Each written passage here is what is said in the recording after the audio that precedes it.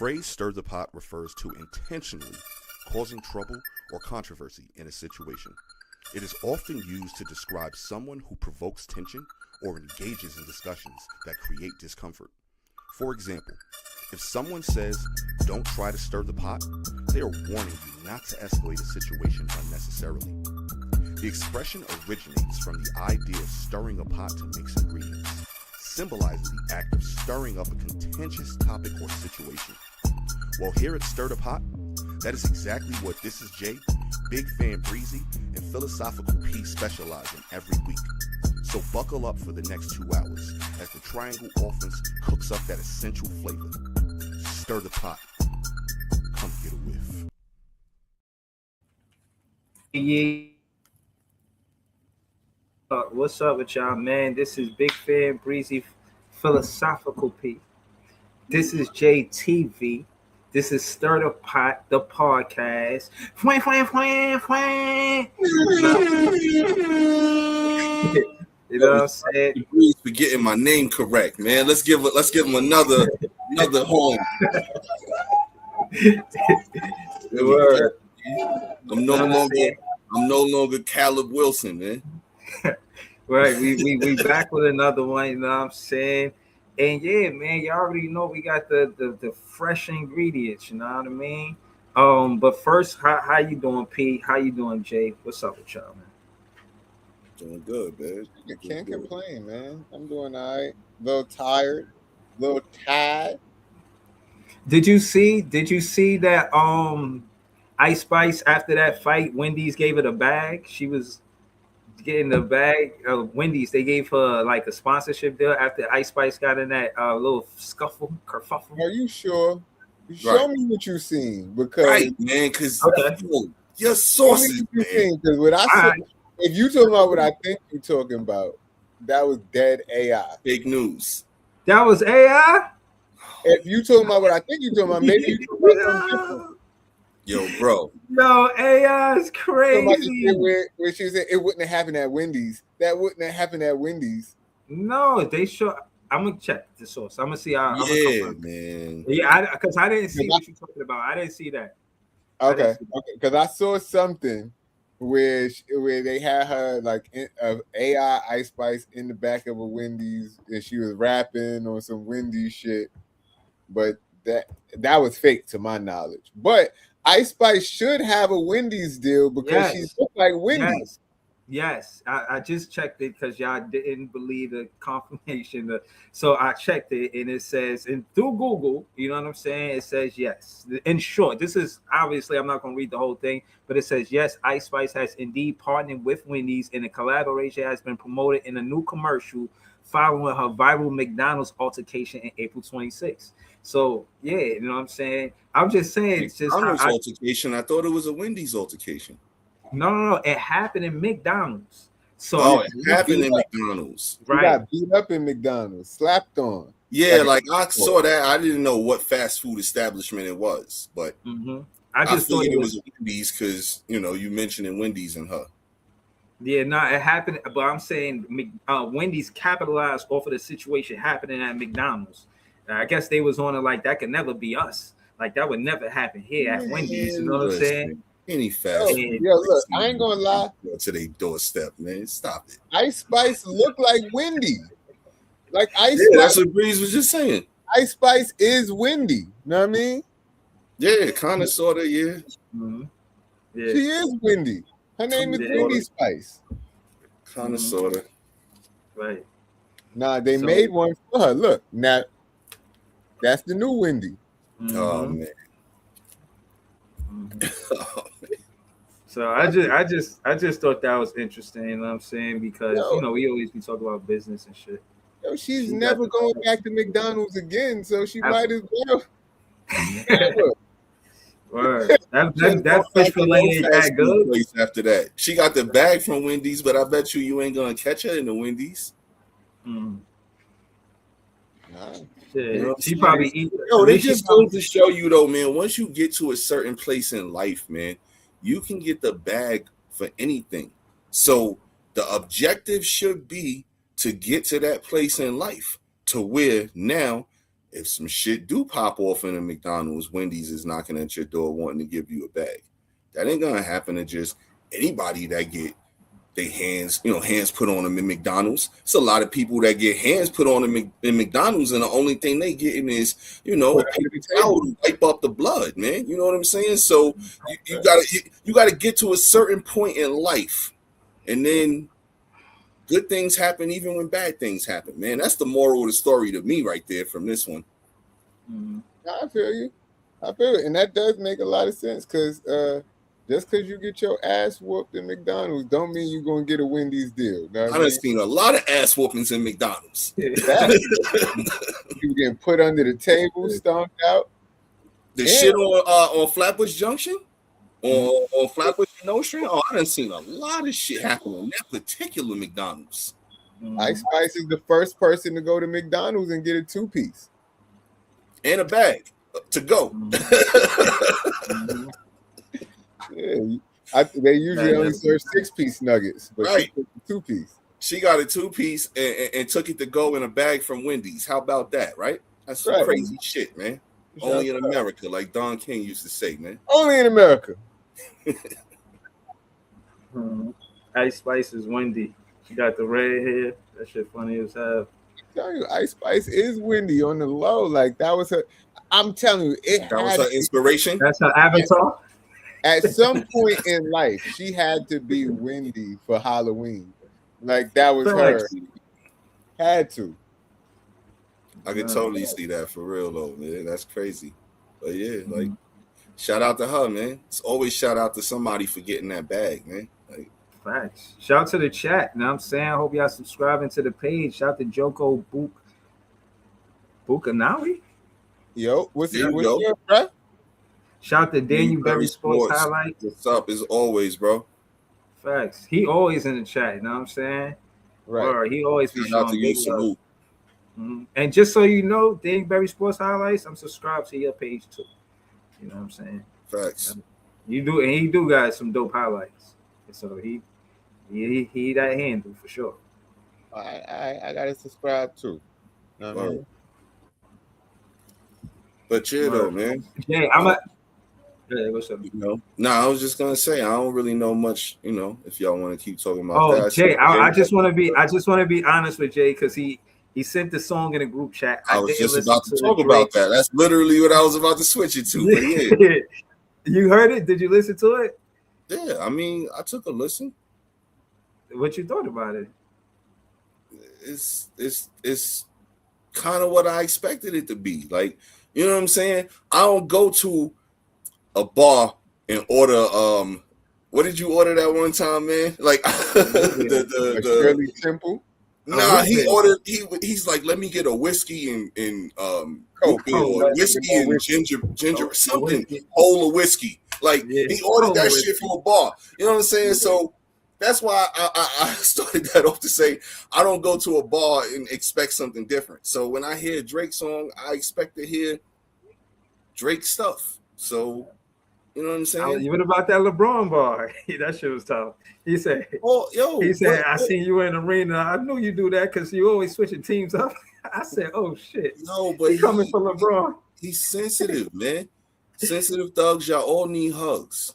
Like, that's when I hear a lot of his comeback tracks to people and diss tracks to people, that's the first thing that goes through my mind is sensitive thugs, y'all all need hugs. Because he always in his feelings about something, man. Like, yo, I get it. You make music for the females. That's when you're supposed to be in your feelings, because that's what that type of music is about, is for feelings and stuff. But when you spitting at dudes and you going at dudes and it's that type of music, man, get out your feelings, bro.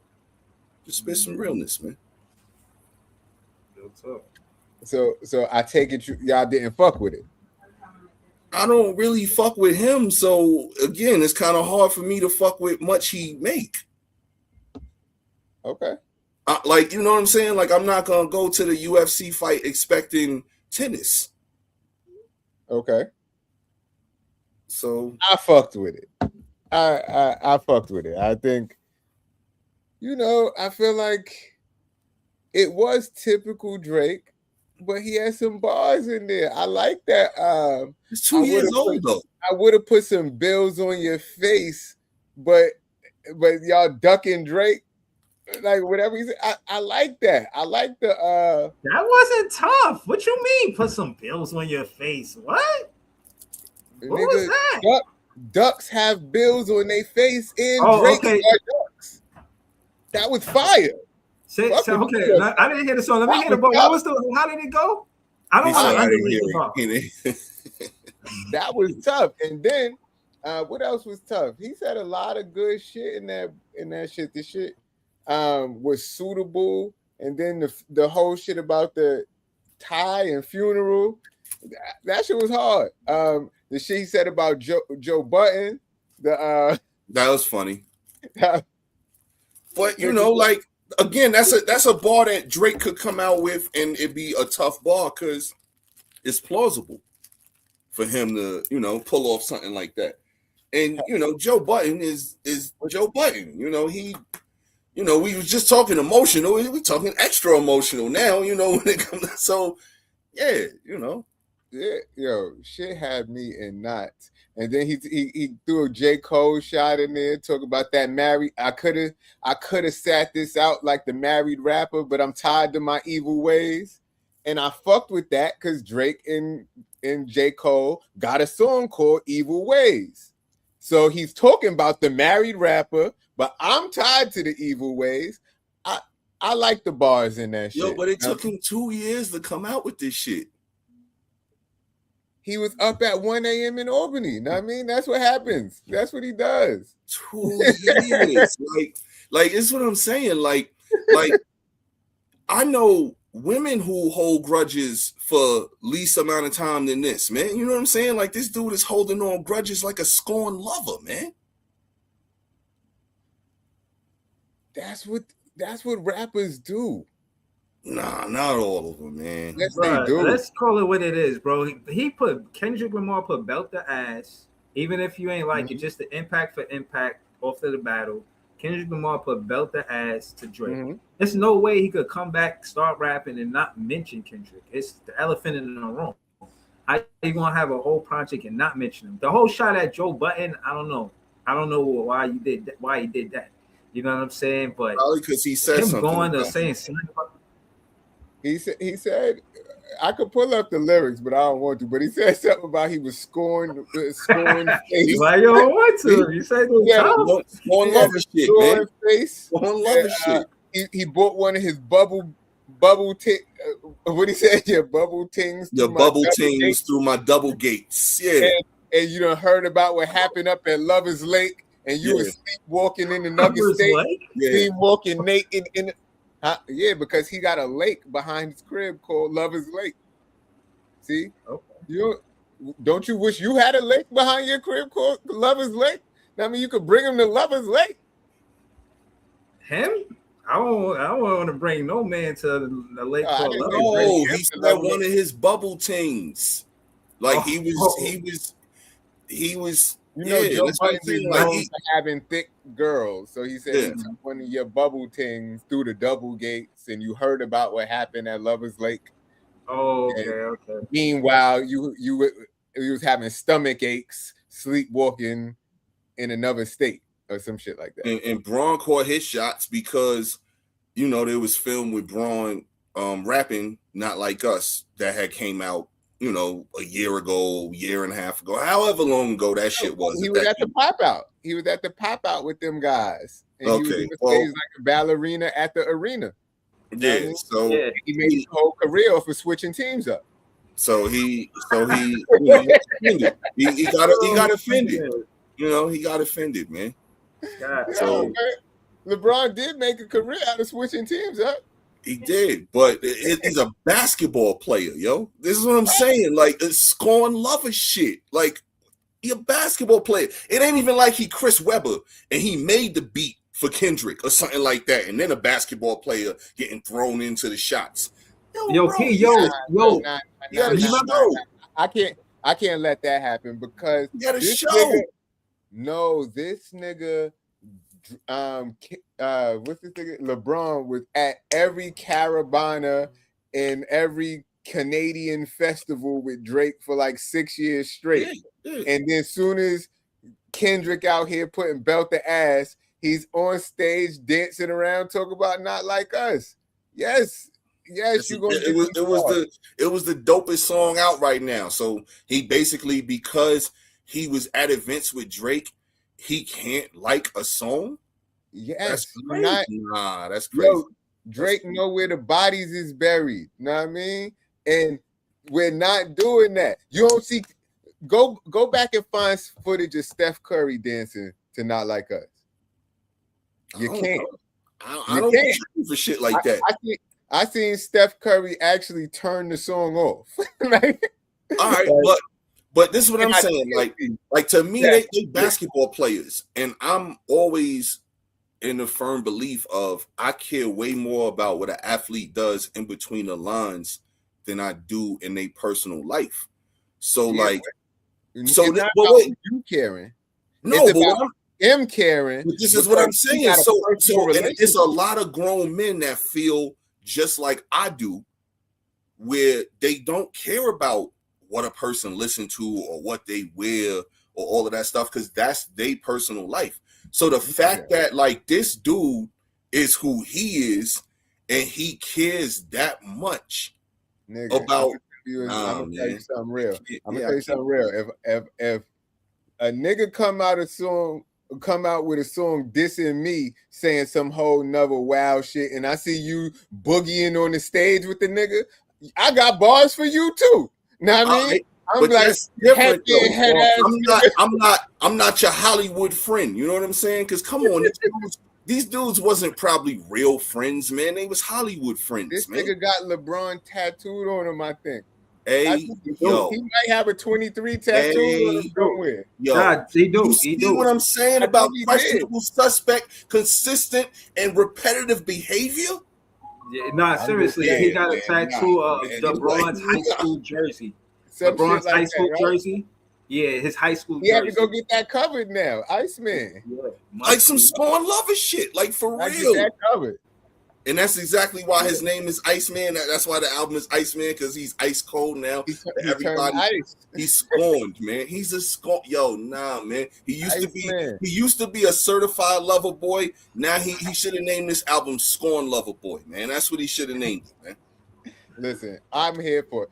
I listened to that song like a good 7 times this morning. I ain't gonna lie. I had that shit on back to back. I didn't hear it, so I wasn't hyped. Like certain stuff you send me, this dude from it right away. Yeah, you gotta talk to the internet company, man. Oh yeah, seriously, y'all making me look bad. You know what I'm saying? I'm paying way too damn much money. You understand? For y'all to have my shit freezing, especially in the middle of me saying something. But again. Right. Jay, when you send me one of your songs, I listen to it immediately. The song you sent me with Rhythm with you, Jay and Tommy, I listened to that as soon as you sent it. When you sent this song, I was kind of like, I'll get to it when I can. I'm kind of busy right now. You know what I'm saying? Like, I didn't have that same effect for me. You know what I mean? So, like, even now, like, I feel kind of bad because of the podcast. I didn't hear it, but it's like, I get around to it, you know what I'm saying? And I just feel like it was real belt that ass. Kendrick, hey, belt that ass. He's got to say something about Kendrick. The whole thing with LeBron and Joe Budden. Now, yeah, I agree with you, Jay. If you see him doing the crip walk to his shit, you know what I'm saying? Why they on it? Come on, man. So, yeah, I get that. As a rapper, you're going to do that. But the Joe Budden thing, I guess Joe Budden is heavily opinionated about Drake. They always asking him about Drake because of the whole Rory and Mal situation. I think Mal supposed to have this relationship with Drake. He always saying something to back Drake, and that relationship. So maybe that relationship between Mal and Drake is why he went at Joe. You know what I'm saying? So I could see why he did it. Joe and Drake have had a tumultuous relationship for a long time. Like this nigga Drake was saying that Joe Buttons was one of his favorite rappers because he's also an emotional rapper. They had a little something over to Tahiri back in the day because Tahiri was supposed to be messing with Drake. It was something like that. and just Drake. Joe always got opinions on Drake on his show ever since Views. Like one of the Joe Budden podcast most popular clips ever was when he was saying that Views was whack. And he was like, I listened to it. I drove to Virginia and I listened to it all the way there and all the way back with the fucking t-shirt with the and he was saying that shit was trash. And then he went back on his statement from saying it was trash after that. But everybody just remembers the one where he said it was trash. But hey, I'm not expecting y'all to like it. I just sent it to y'all to see what y'all thought. All right, I gave it a listen. I thought he had some bars in that shit. Yeah, it was a couple of like like even if I didn't know who he was talking about, I thought the lines were fire. Like they don't matter. There was a couple of cool things here and there, but like I said, man, I wasn't expecting no 5 mics. Old school Source type shit. I wasn't expecting that at all. I was expecting pretty much what I got, man. So, yeah. Okay. Here we go. Okay. Well. Shout out to Scott in the chat. See, this is the stuff that I don't be wanting to let slide. You know what I'm saying? This the type of shit in the chat that'll get you up out of here. Yo, chat, handle that. Handle that, chat. Now I'm saying.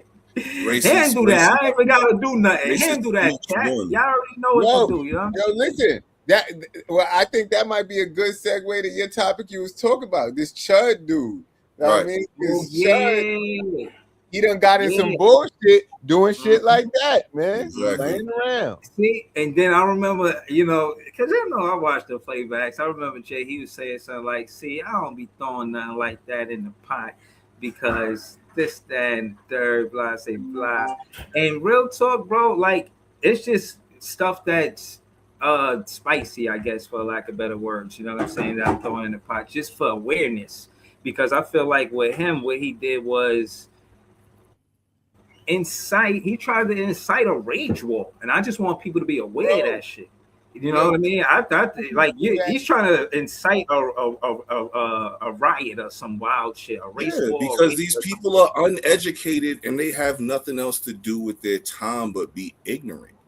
Like, do you understand how ignorant a person has to be to go about their business day to day, like a Squeech One or a Chuck Builder or anybody else that chooses to be this way? Niggas got absolutely no life.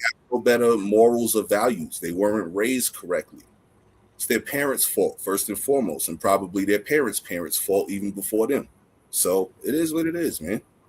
And I hope they burn in hell. Yeah. So that's all it is. It's just about awareness for me. You know what I'm saying? And at the end of the day, I think that the content creators on YouTube, they did a good job. They did a good job covering what he was doing day to day, seeing all of the stuff that he was doing. And they had one situation where a cop came to him like, yo, you the one starting this stuff. Like, you're instigating. Like, you're calling the cops to get this guy in trouble, but you're the one causing the problem. Like, you cannot do that. And for me, that was very interesting to see and to hear a cop tell him like, yo, bro, you're not supposed to be doing this, bro. Like, you on film too.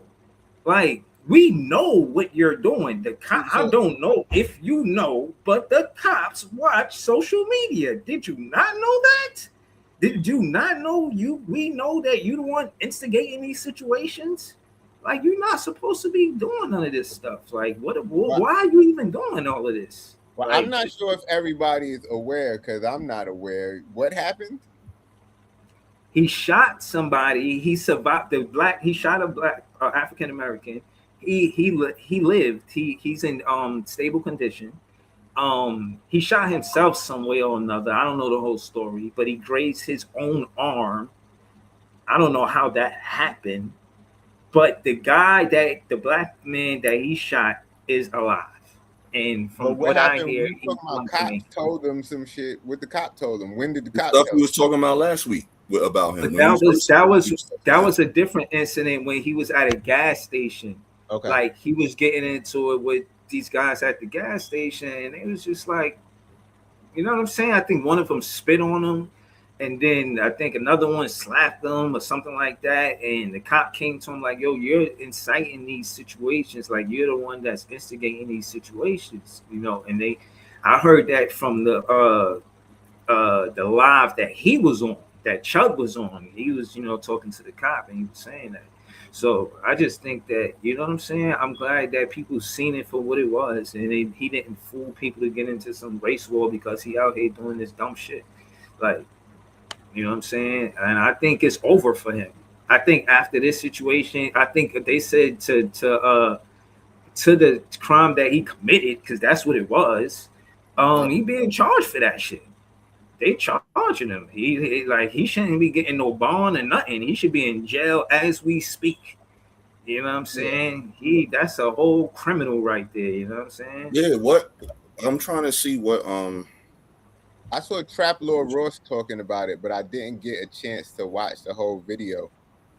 But when I saw it, I was like, "Oh, this is the dude that Breeze was talking about last week." But it's just like, if you are provoking people into doing stuff and then try to retaliate against them for after provoking them, you should be charged for whatever you need to be charged with. So I think they said they got him for attempted murder, and the evidence is probably clear because all these people is doing is recording all of their crimes. So and instigating it. That's the one thing. It's not even like you could say his side versus his side. They actually seeing it. Like you're like recording it as you do it. Like all of the evidence is there. Like I think he get locked up. I think he get locked up, and I think Kick did good by saying that his lives wasn't permitted on their platform. Kick is a streaming service. They say, yo, you can't do that on our platform. So shout out to them too for, what I'm saying, standing up saying like, yo, you know what I mean? Yeah, we want to give you freedom of speech, but you out there starting trouble. Like that's something different, you know what I'm saying? Like so it gotta be some type of guidelines that, you know what I'm saying, people gotta follow when you out there streaming. You can't be out there, you know what I mean, promoting violence, basically. Because where was this? How, like, I guess this is for lack of better words, the man lived, and that's what you would want to happen. But like, what was like? Where was it going to lead to? Like, it was going to lead to that. I think they gotta make an example out of Chud, and they gotta sit him down. They gotta say like, you know what I'm saying? You can't try to don't try to sweep this under the rug. Give him some bond where he get bail and then he back on the streets. Nah, you gotta make an example of him. You can't just incite racism and race wars. That's what, in my opinion, what he was doing. Like, where was this? In Texas, right? In Texas, yeah. I don't know, bro. Like, see what happens, man. You can make an example out of them, but is it gonna stop people from doing the shit that they do? Absolutely not. Like, and being a troll is like something that people do these days. They like to rage bait people. Rage baiting is a thing because it's a thing, especially on the internet.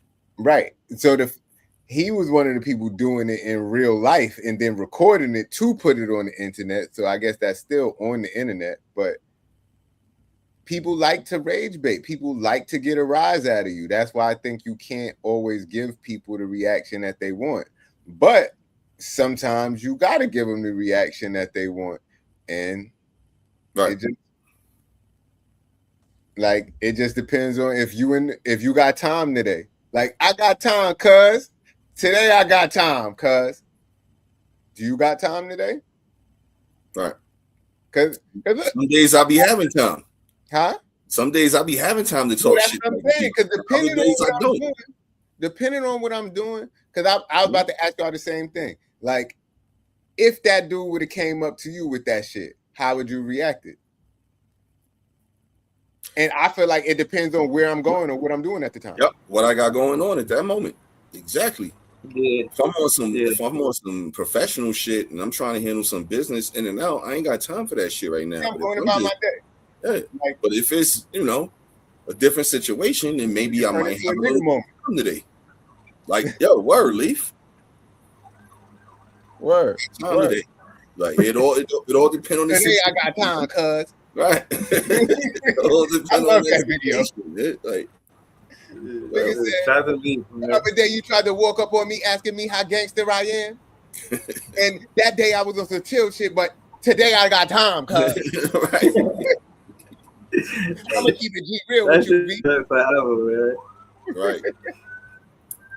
But nah. Me, to answer your question, yeah, it would be that. It'd be contingent on what's going on. If I'm on my way to work, like, bruh, like you an asshole. I probably just curse him out of some shit like that and just say whatever because I know he on camera and tell him like kind of what I said. Yo, stop race base. Don't try to start no race war. Fuck you, you soft.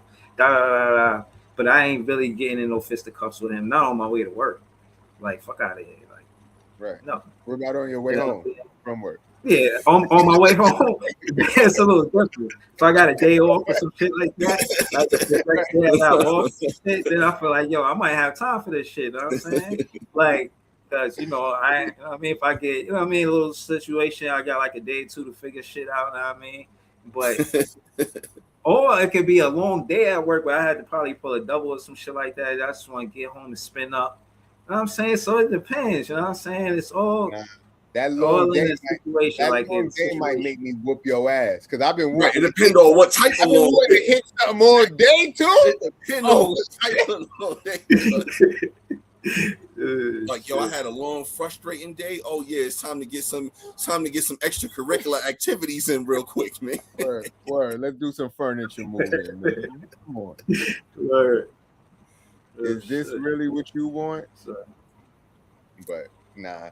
I just think we should not let people like that get us out of our comfort zone because that's what they want. And when and I just say that all the time, when the reaction that somebody wants from you, you can't just give them the reaction. But I understand we as humans, you're human at the end of the day.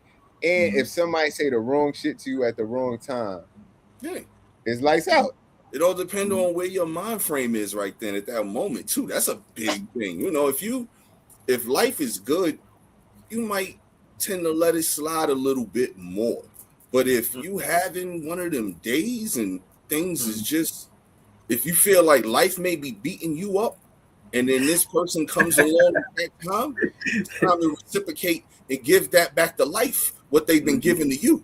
You know what I'm saying?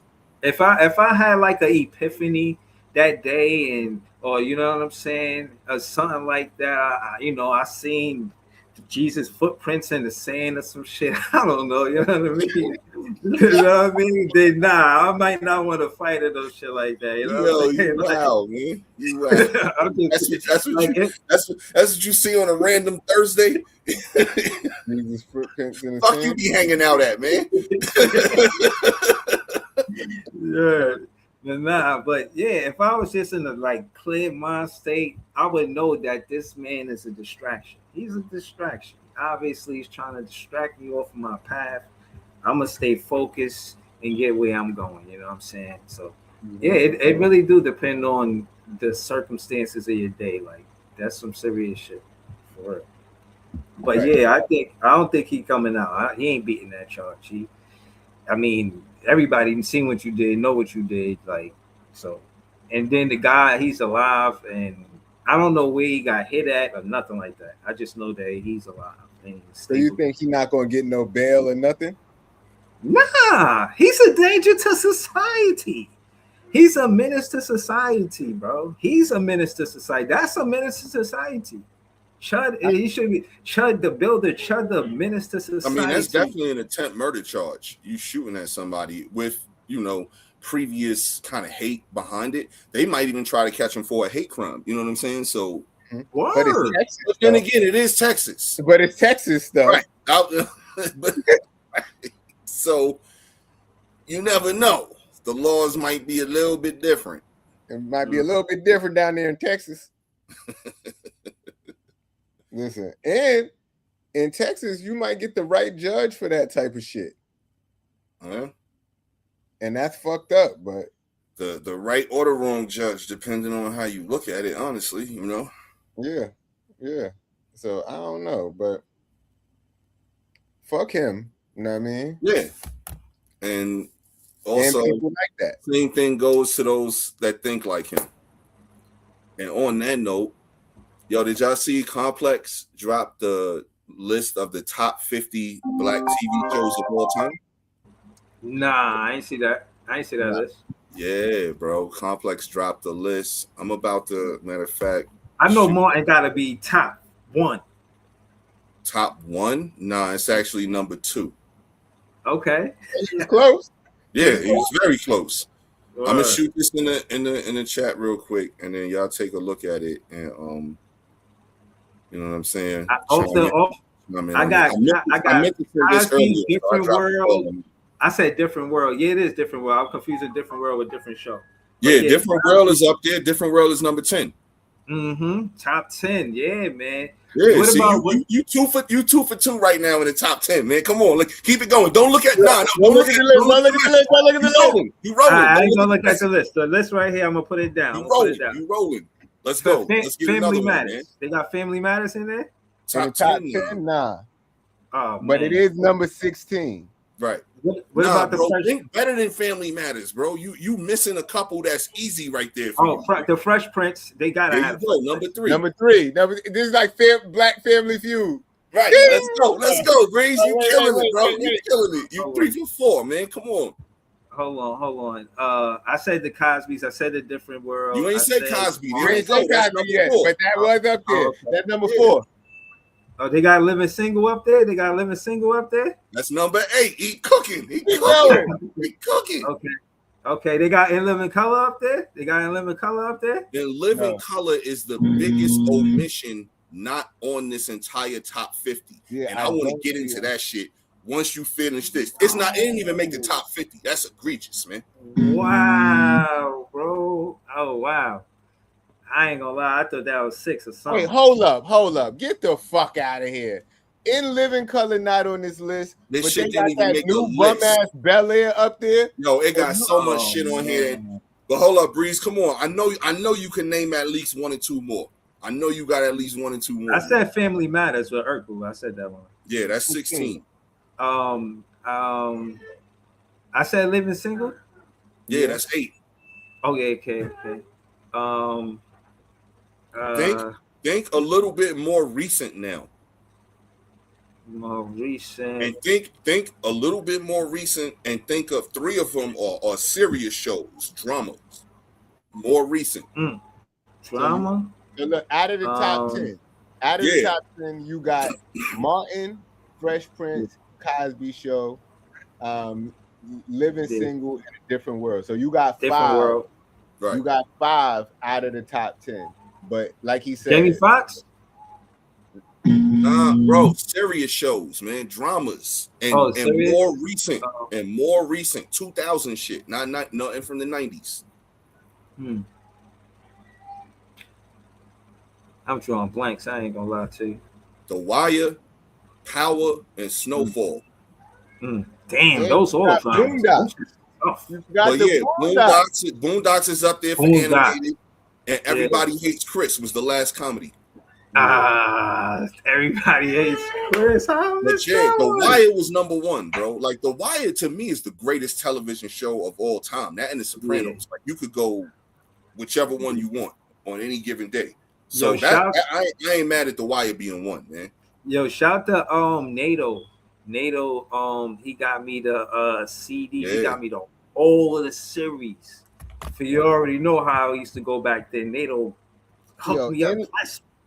And when I tell you I binge watched that shit, bro, I just was like engulfed in that shit, bro. Like I binge watched that shit. It was like on my day off, and I never seen it. And the whole time where you gotta wait from week to week, I didn't follow it like that. I wasn't following it like that. And when I watched it, it was like no commercials, no week to week. I'm just binge watching that shit, bro. I'm falling asleep the episodes, waking up, gotta rewind it. Like at work, I'm thinking about it. Get home, like, bro. Yo, Yeah, no bullshit. yeah, I that's rewatch up The there, bro. Wire like once every 2 or 3 years ish. You know what I'm saying? Like I'll go back and rewatch the shit from season 1 all the way through. And you know that shit'll take a couple of weeks or whatever to watch it because I'm not watching it straight through. But Right, yo, right, every right. 2 or 3 years, I got to, man. Once Yeah, every 2 or 3 years, bro. Bro, That shit is timeless entertainment, man. serious. I And it's can't based even on a true focus story. on what y'all saying because I'm looking at the shows that's on here in Living And Color. Living Color is not on there. Like what the fuck is Sisters? What You you know gonna some of say these about shows. that, B? Because I Love don't think You that know some of girl. these think shows, in man. Living Color not being on there. Because Yo, and Living Color was I swore that was on there. groundbreaking show. Greenlee, All American, Black It launched the Lightning. career of so many people, and that What shit the ain't fuck? even on this list, man. House of That Pain shit. is trash.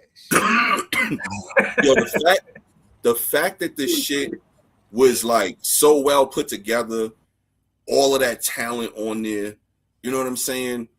Yo, they launched movies after that. Like, yo, bro, that shit is a crime that In Living Color is not on it. And like, to me, I think that In Living Color doesn't get the respect it deserves as a whole, because if you think about it, you can go find like anything anywhere and rewatch the shit all the way back from the 70s. You know what I'm saying? Maybe even the 60s, some of that shit, black and white stuff.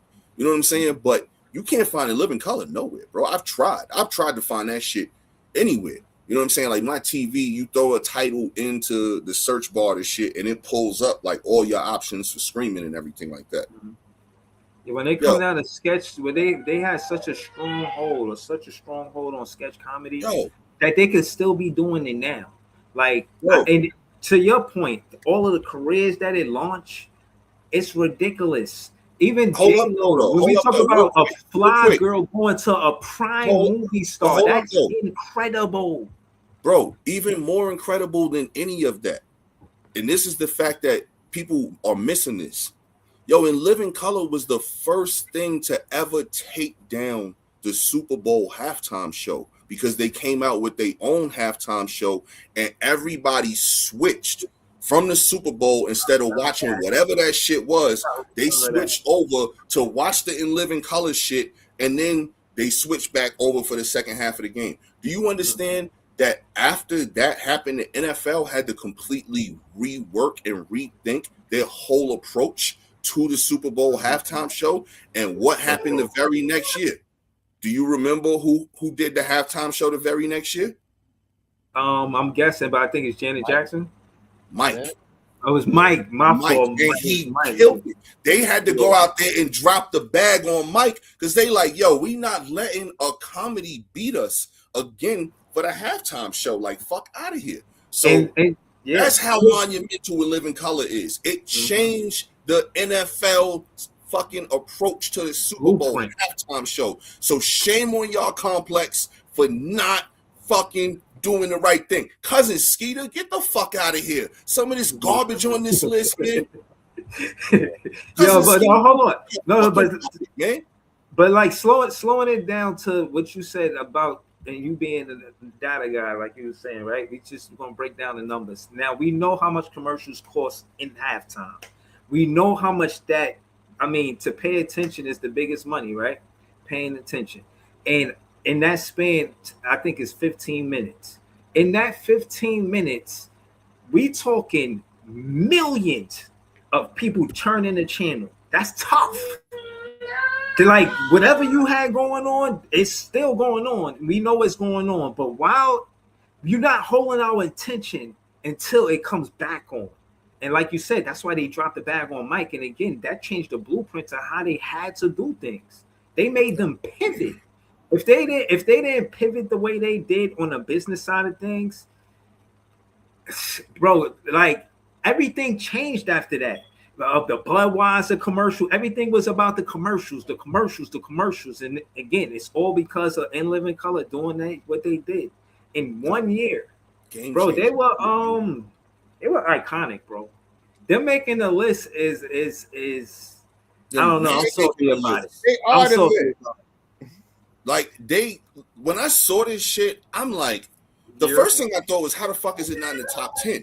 And then I start going down the list, and I'm like, wait a minute, what the fuck is like they ain't even make the list? And then I'm seeing, like I said, Cousin Skeeter, Black Dynamite, like some of this garbage on here, man. Black Lightning, All American, House of Pain, Keenan and Kel. Like Keenan and Kel, yo, do you understand? Keenan and Kel and all of that shit wouldn't even existed if it wasn't for In Living Color. Right, the Wayans brothers wouldn't existed if it wasn't for In Living Color. Like, thank you, thanks. Yo, and I think that was intentional. There's no Chappelle show on here neither. Bel-Air, BMF, the Chappelle show. There's no Chappelle show. Proud Family, The Game. Like, come on, man. Smart Guy. Not the BET shows better than some of those shows is my shit, but still not better than In Living Color. None of these shits is better than In Living Color. In Living Color not making that list is an insult to In Living Color. You know right. Like, honestly, In Living Color could have easily been in the top 5, man. Easily. Yeah, for sure. I said 6. I wouldn't argue 5. They got powerful In Living Color. I'm taking out Fresh Prince for In Living Color. Yeah. Yeah, I'm taking out Fresh Prince for it. Because I think Fresh Prince is too high. I don't think Fresh Prince should be over the Cosby Show at all. Nah, Fresh Prince and Martin need to be right there next to each other. Cosby Show, bro? Nah. The Cosby Show was... Nah, bro. Again, the impact the Cosby Show had. Cosby Show, you can argue the number 1 black TV show of all time because it was the first TV show that we were portrayed in a positive image. There was no step and fetches shit. There was no racial undertones about us. It was a doctor and a lawyer thriving with a family that were pretty good kids for the most part. Nobody was doing no wild shit. Like the Cosby Show. No, that's what I'm saying. Cosby Show could be 1. That's what I'm saying. It could be over Martin too, or Jefferson's right was Wire. One of those. Jefferson's was 13. Money Mike.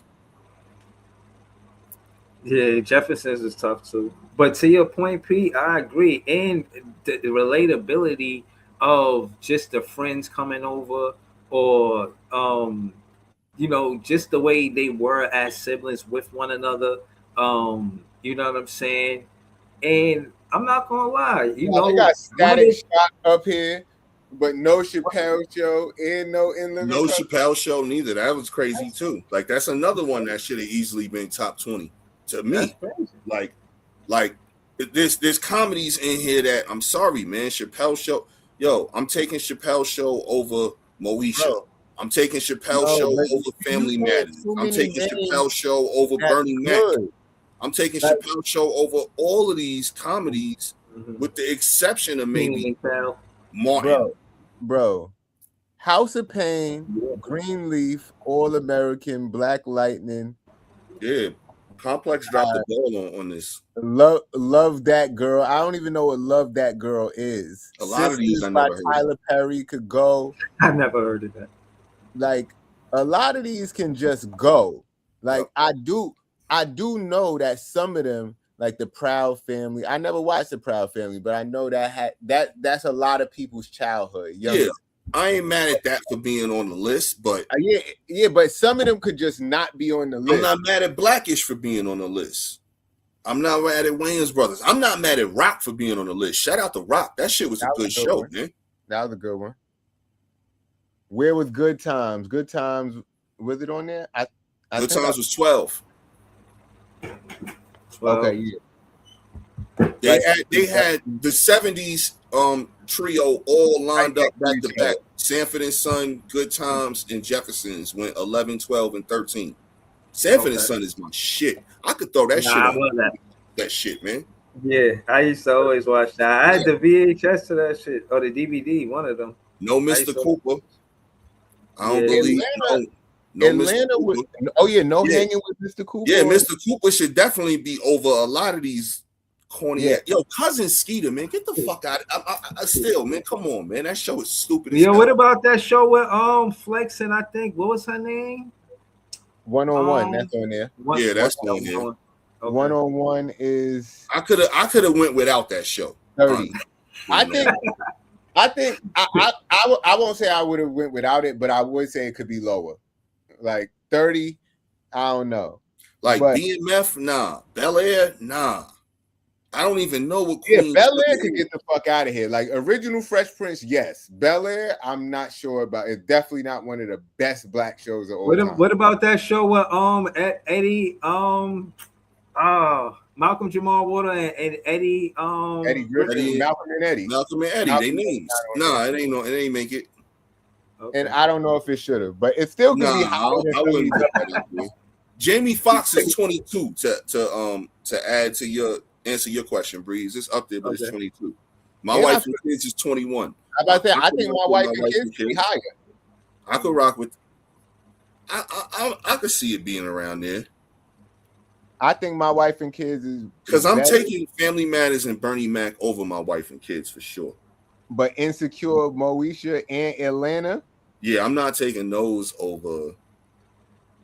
Like I really Atlanta was haven't watched funny. Atlanta though. To be fair, I really haven't watched Atlanta. Bro, you gotta watch that shit. That shit is funny, but it's not. It don't got enough seasons to be as great. I think it got like 2 seasons or 3. 227 is up there at 46. Shout out to 227. What about The Different Rock? Strokes. Shout out to The Rock. Oh, shit.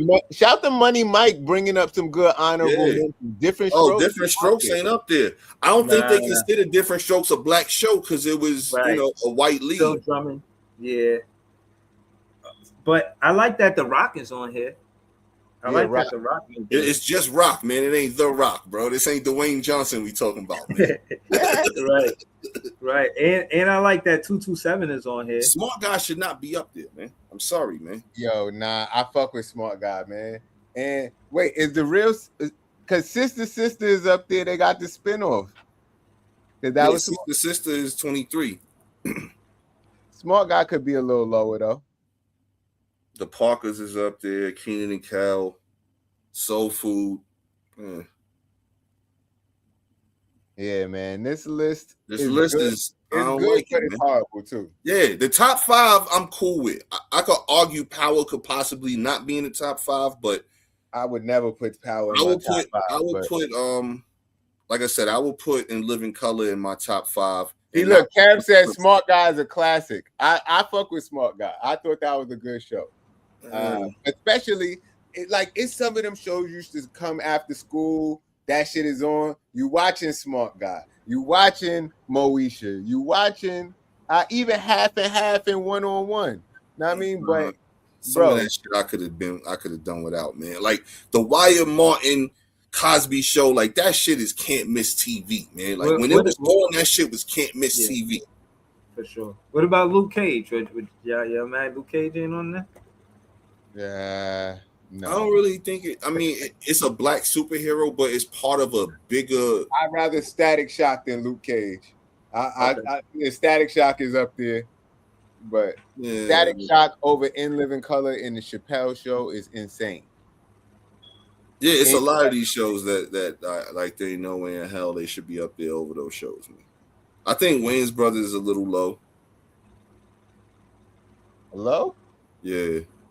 I might say a little high. I don't think the Wayans Brothers was that great. But I think 227 is a little low. I could give you that. That's really it that I think that's too low. Nigga said Wayne Head. I forgot about Wayne Head. Mm-hmm. Wayne Head was like the Black Bobby's World. Yeah. Sure. Yeah. Don't tell. Sure. I ain't mad at 6 through 10 at all. Y'all think the Browns is a stretch? The Clevelands? Yeah, nah. I wasn't really. I know that's your shit, bro. It's I cool, that, but yeah. I never really fuck with the Cleveland show. Yeah, that's like I like Family like Boondocks being the top animated black show is right on point, man. Like that's perfect. Facts. No, that's facts. That's facts. I would never debate that. That's perfect. But I don't know. And it's right outside the top 5. Yeah. That's perfect right there. Like I said, I could move Fresh Prince down for sure. Mhm. I For don't the know who I Boondocks? would move out that top 10 to accommodate them though. I might move Snowfall out the top 10, honestly. Woo! Oh no! I might have to, man, just to accommodate. Because if we move in Living Color in the top 10, something got to come out. Snowfall So, was fire. But see, the I think Snowfall, the it was Snowfall telling got it. to come out, man. I think the Snowfall got to go to 11, man. But nah, I mean, Man, get Power out of here. Snowfall is better than Power. You bugging. yeah.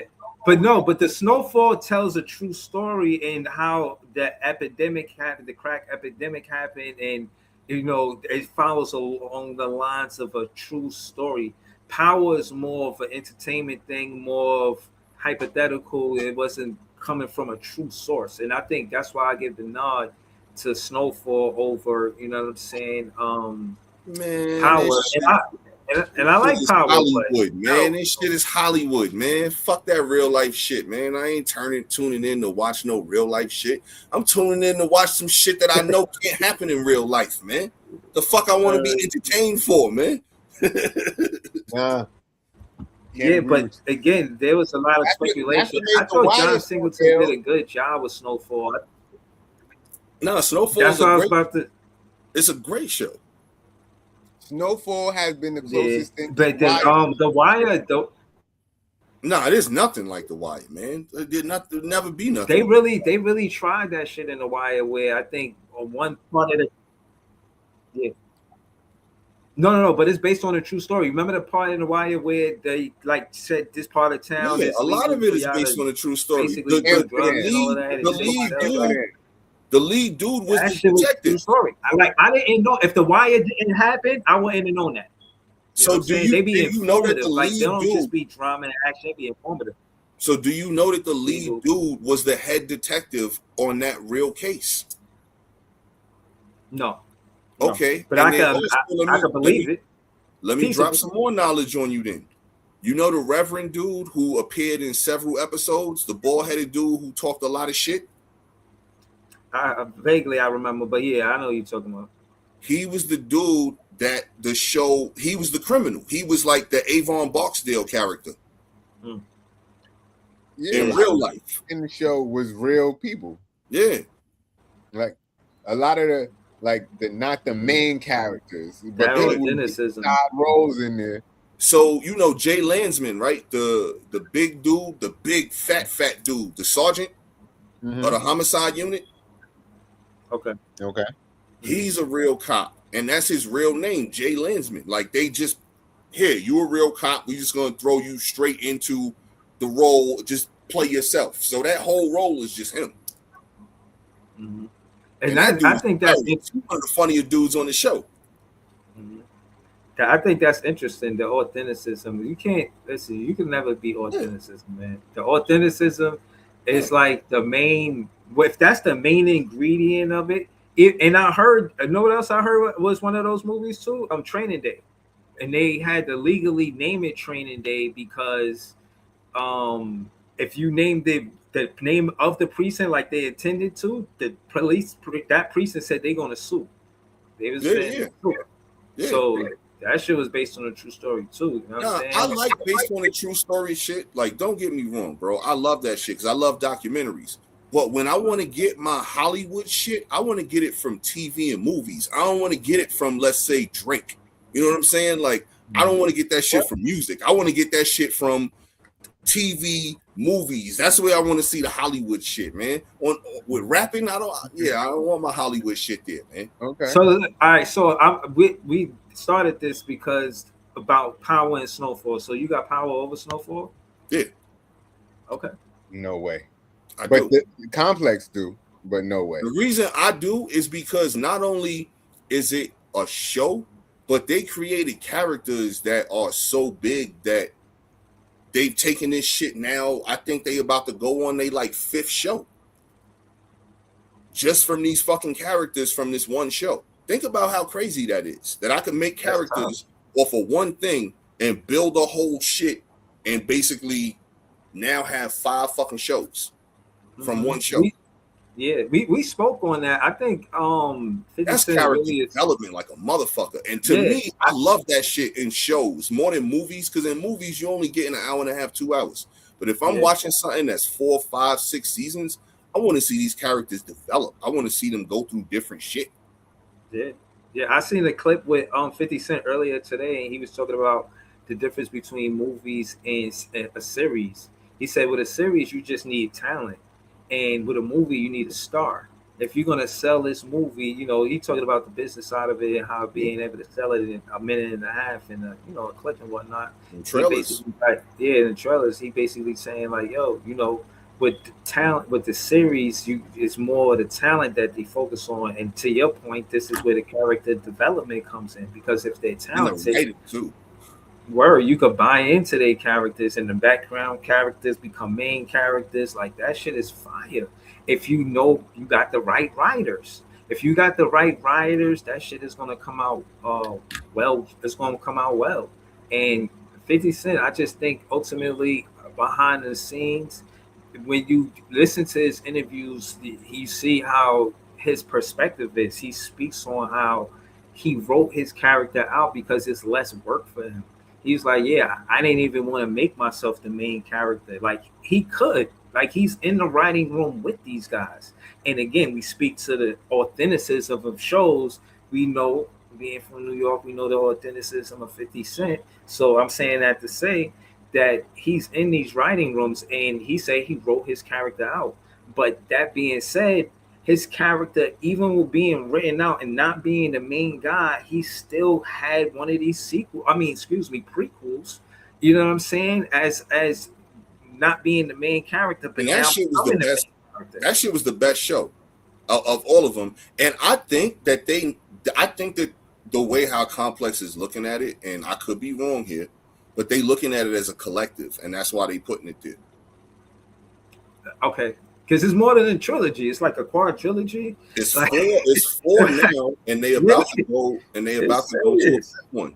So it's serious. That's what I'm saying. Like, that, to me, that's impactful, man. Because I think not only did they rank these shits in Our Hope, but then again, where's the omission from In Living Color? Like, why is that here? But I think Impact has something to do with this shit too. Mm-hmm. So New York Undercover, definitely, I would put up there too, man. Like, I remember that. Yeah, I don't know why that didn't make it. Maybe because it was only JC. What? And maybe they didn't consider it a black show because it was only New York Undercover. Excuse me. He was a black lead. I would feel like both of them was main characters. No, but this is what I'm saying. Maybe that's why they omitted that. Like, I don't know. Maybe we need to see what their criteria was here with this shit. Because they had a delegation, you know what I'm saying? Because, like, a lot of people would automatically think New York Undercover is, you know what I'm saying, a black show because of, how it was, everything like that. Oh, man. Shout out to Money Mike. Authenticism. I'm telling you, this nigga Breeze is a word inventionist. But I don't know. I don't know why they didn't put that there though, man. Maybe that's the only thing I could think, because it was 3 lead characters in the beginning, and one was black, one was white, one was Hispanic. And then as the show grew, then they had more lead characters in there, but again, it was another Hispanic and then another white lead with the white dude with the goatee. I can't remember his name for shit. Y'all know what I'm talking about though, right? Yeah, I don't remember. Remember when Sun came on? Nah. It was with them too. When it was the same time that they got Moreno on there, like the next season. See, y'all don't know. Yeah. New York Undercover was the shit, man. I don't know how y'all don't remember this, man. Only thing I really remember about it is I actually watched some episodes not long ago. Malik Yoba and my other son, I can't remember his name. I remember Moreno, and then I remember Rayo and B Bills and Auntie. Well, you talking about Eddie Torres? His name in real life. Torres, His name in real life is Michael De Lorenzo. Okay. You know where he got his start, right? In Living Color? Nah, Fame. Everybody started on In Living Color. Nah, Fame. Remember the show Fame back in the day? Yeah, kinda. Yeah, he got his start on that, and he was actually in the Mike Jack video. He was in Bad Okay, I remember that. or Beat It. Shit, which one was it? One of them. I remember Yeah, that. it might have been. No, I think it was Beat It. I think it was Beat It, or it might. Damn, I can't remember. Whichever one came out in '80, I think 3 or 4. Yo, this nigga Prince is funny for saying Michael Jackson. Yo, He was Money supposed Mike. to, he said he was supposed to be on one of them songs, but he said the first line to the song was "Your butt is mine." He's like, "Who you gonna be talking to? You ain't talking to me." Yo, I like that question right there because that's the greatest question in TV debate history to me. Yeah. See, I gotta take my time with this. Is a lot to unpack. I can't pick, man. It depends on what mood I'm in that day, honestly. I'm going to Wire. I'm sorry. Nah, I can't pick, man. I'm going to Wire. I can't pick, man. Sopranos, man. Every week you was wondering who was about to be next, man. Whose head was gonna be chopped off and put in a bowling ball bag next. You know what I'm saying? Like that, yo. When they did that shit to Ralphie's head, man, and then buried it with the crane. Come on, man. That shit was television history, man. First time in TV you seen somebody's head get chopped off like that. Man, Sopranos was great, but that last episode, I hate it still to this day. Get over it. I hate that. You sound like Drake right now towards the Sopranos creators, man. Well, you make a diss track. Let me. I'm about to make a diss track then because I hate that last episode. That shit was the worst way to end the show in history, and I be trying to cope with it just to be like maybe they just trying to say when you get shot, that's what happens. Everything goes blank. It's over. You get but create your own interpretation. Fuck. See, that's what I don't like. Fuck all that own interpretation shit. That shit is that. If that's what they meant by that, that shit was horrible. But if you saying that's how a gangster goes out, you get shot, goes black, it's over. I get that because that's kind of what happens. But at the end of the day, life goes on and other people's lives go on. So you need to conclude this shit. I feel like you built us up for what 8 seasons. Nah, it was only 6. To fucking to do that in the last episode and have Meadow parking for 20 minutes and then do that. Get the fuck out of here. That shit, yo. Yo, he's still mad about that shit from 20. What was that? 20 I went in to break my TV that night. We was all sitting there watching that shit. I remember. We was pissed. But as time went on and I've rewatched the show, that's another show I can rewatch once every 2 or 3 years because it's just that fucking good, man.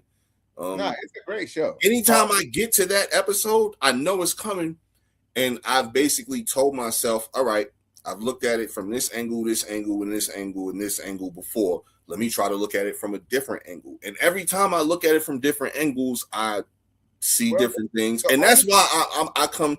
I'm not saying that this was their design when they did it, but I've come to the conclusion that they've done it to, hey, this is one of those shits where you get to end the story however you choose to end the story. No, what I came to from watching it, writing down the angles, the stupid bitch Rhiannon is the one who set that whole shit up. Know what I mean? This dumbass nigga Anthony let her in the crib. There's no reason a hot girl wants to be with your stupid ass while you about to commit suicide and fucking now you got her in the crib listening to where y'all going to dinner at. It's your fault, you fucking idiot.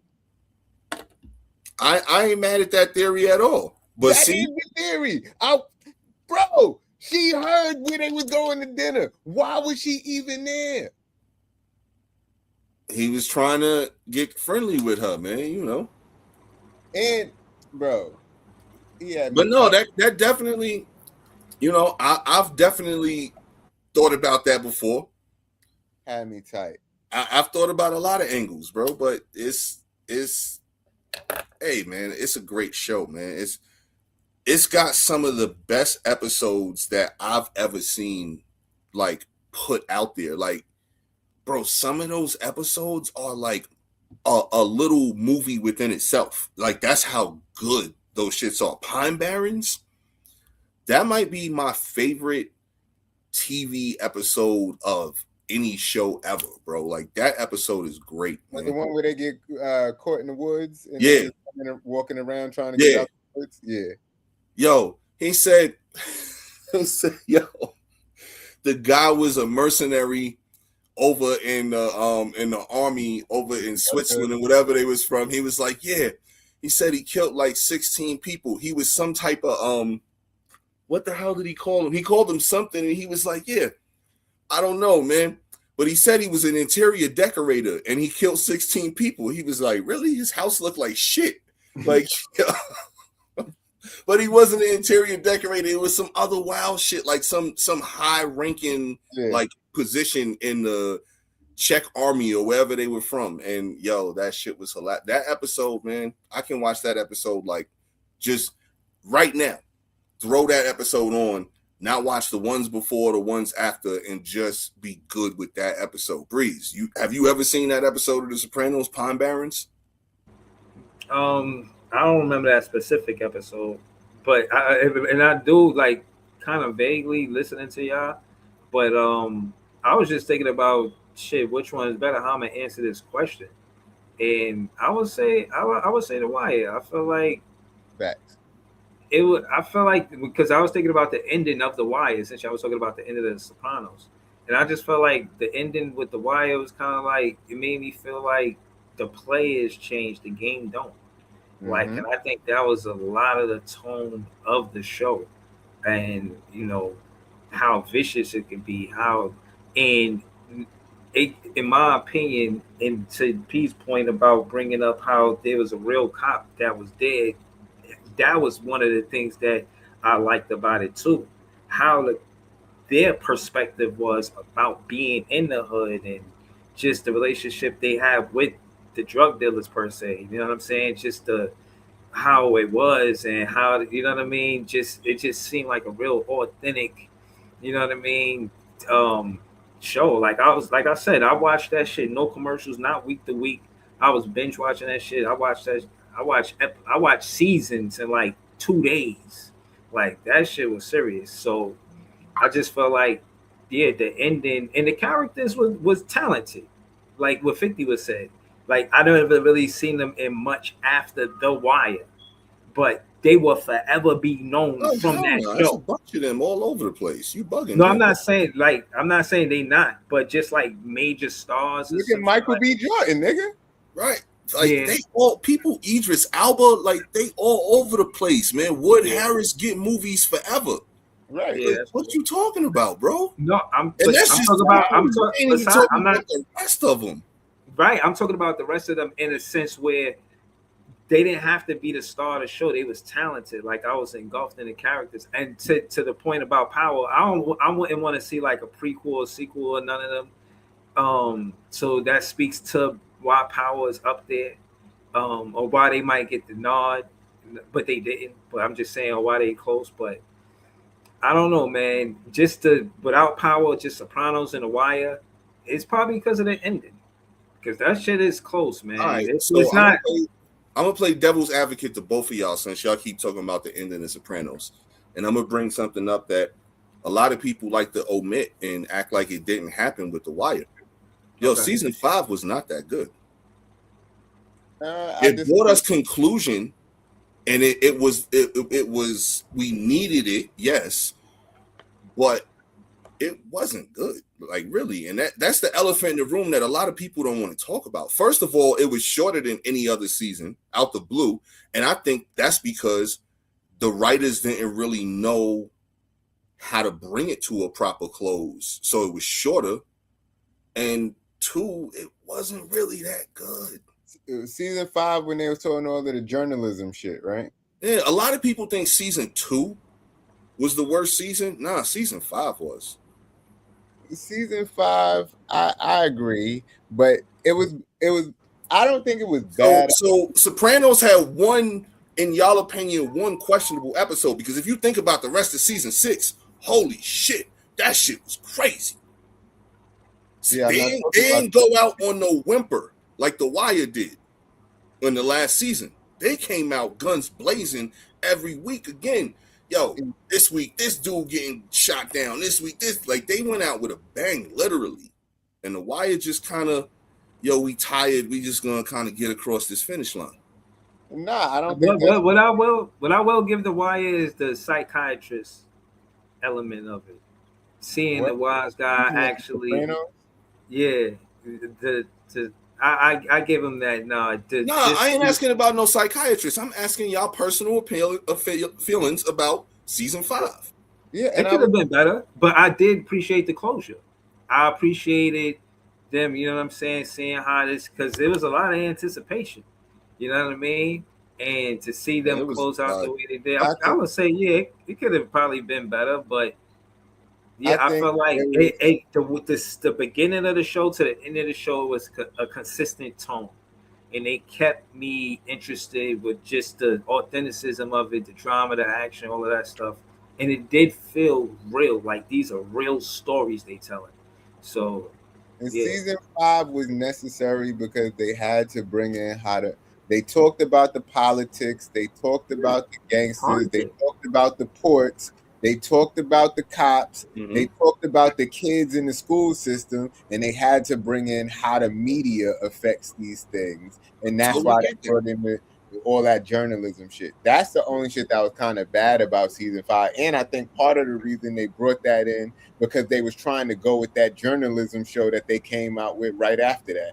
But I thought that show was trash too. But see, I think HBO was pushing the idea was good, bro. With the like, you know, let's cover it from the news point of view and how the media, you know, can affect the city with crime and things and politics getting done. Like, I totally was on board with that. I just don't think they executed it well. Yeah, I mean, I feel what you're saying. I do. And my thing was the build up to this is just bigger than this neighborhood. That was the part that I did like, because it is. No, but bigger that's why everybody gives season 2 so much shit. If you talk about The Wire with anybody, and you ask them what their least favorite season is or what they think the worst season is, 95% of people just automatically jump on season 2 like, oh my god, it was terrible. The argument that I always have is the same argument that Jay is kind of saying right now, is that season 2 was necessary to show how everything was facilitated, how everything got there, you know? So, but I also think that it was executed better than season 5. Like to me, and this is just my opinion, ranking the seasons, it goes 3, 1, 4, 2, and 5. Okay. Yeah, I don't really rank them, honestly. 3 is just different. 3 is different. 3 is like, I say this to people all the time. With Sopranos season 3 and The Wire season 3, if you want to learn how to make like the perfect season for a dramatic television show, go study those 2 seasons. Fucking masterpieces in television, man. Yeah. I respect some of this list, but in Living Color, I can't look past that. But I want to say it's a good list, but I keep running into that same hurdle right there. A Living Color not being on the list. Man, while we were talking about all of these good shows, I forgot that we was even talking about black shows because he brought up Sopranos. But fucking Breaking Bad is one of my shits. I really like Breaking Bad, and that shit, like, it took me like 3 times to start it because I think the first season of that is kind of slow. But that shit was a well-written show. Lots of plot twists. I don't know. I fucked with Breaking Bad. That was my shit. Good. But yeah, man. Yo, did y'all see that Warner and Paramount? They struck a new deal to have like exclusive rights for a bunch of different musical artists' biopics. Since we were talking about biopics, Nah. yeah, that's kind of dope. You know what I'm saying? Like, about to pull up the info on that. Artist, though. Hmm? Do you know which artist? Yeah, I'm about to tell you some of the artists right now. So the deal opens the door for scripted and animated films tied to stars across its roster. So it's the Warner Music Group's roster. So basically, because Paramount and Warner merged, now the whole Warner Music Group is about to come out with a bunch of shit. So Madonna, the Eagles, Phil Collins. I always fuck this lady's name up. Pardon, Dua Lipa. Dua Lipa. Yeah, Aretha Franklin, Frank Sinatra, and more to be continued. I don't know. It's about to be a lot of music biopics, man. That's so like we were saying, man. People are in the business for an hour of their life story and an hour of their greatest hits, man. Apparently. Yeah, that sounds annoying. I ain't gonna lie. And those are great artists and shit like that. But to me, when I hear that, it doesn't sound like they're gonna be handled with care. It sounds like a money grab, and it's not gonna be great movies. It's just gonna be a greatest hits compilation and not like delving deep into these people's lives and what made them. Just going to be just a money grab, just to pull on the heartstrings and get people to spend money. And it sounds like a terrible, terrible idea to me. Oh, see, look, whoever this Libro Cara came in, shout out to you, buddy. This is what I think. Terrible and corny. I ain't mad at him, but a lot of people love him, man. Like because the masses don't know good shit. They need to be like people, the masses don't know good art for the most part. Like people need to be taught art. It needs to be curators and tastemakers to show people what the dope shit is. And most of the time, people follow it because somebody is showing it. But when you put some bullshit in front of a lot of people, they fuck around and like that too. So, like, perfect example though. You know why the record companies are eating this shit up though, and the movie companies? Because it's getting all of their old catalog played again, whether it be on Spotify, YouTube, Pandora, Apple Music, whatever. They're getting more streams now. Like, yo, Mike. That's why. Let me say one thing. That's why they don't let regular people vote for the Grammys. Oh yeah. Like they need to have an artist, like their peers, the people who know good shit to vote on it. Even they get it wrong sometimes, right? But they gonna get it right more than just if you put it out. Like, look who niggas voted for the president. Yo, I'm just saying, man. Like, it don't be, you know, a bad thing for them to jumpstart them back catalogs, man. Yeah. I ain't mad at that, man. Like it's a money grab. Yeah, like, but bro, what isn't? And especially in this day and age.